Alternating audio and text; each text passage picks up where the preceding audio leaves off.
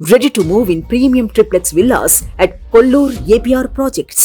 ఎన్నికల కోడ్ని ఉల్లంఘిస్తూ బీఆర్ఎస్ సమావేశంలో పాల్గొన్న ప్రభుత్వ ఉద్యోగులపై వేటు పడింది. సిద్దిపేట జిల్లాలో 106 మంది ప్రభుత్వ ఉద్యోగులు సస్పెన్షన్ కు గురయ్యారు.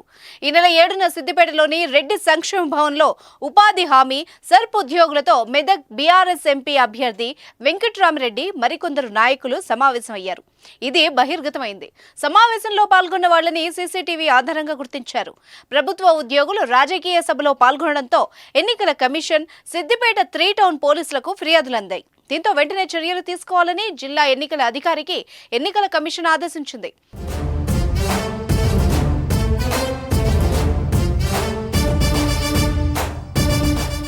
ఎన్నికల కమిషన్ ఆదేశాలతో సమావేశంలో పాల్గొన్న 106 మంది ఉద్యోగుల్ని సస్పెండ్ చేశారు జిల్లా కలెక్టర్ మను చౌదరి. సస్పెండ్ అయిన వాళ్లలో 38 మంది సెర్ప్ ఉద్యోగులు, 68 మంది ఉపాధి హామీ ఉద్యోగులు ఉన్నారు. ఇటు ఇప్పటికే మెదక్ బీఆర్ఎస్ ఎంపీ అభ్యర్థి వెంకట్రామరెడ్డి, మాజీ సూడా చైర్మన్ రవీందర్ రెడ్డిపై పోలీస్ స్టేషన్లో కేసు నమోదైంది. ఈ ఘటనపై పూర్తి వివరాలు తెలియాల్సి ఉంది.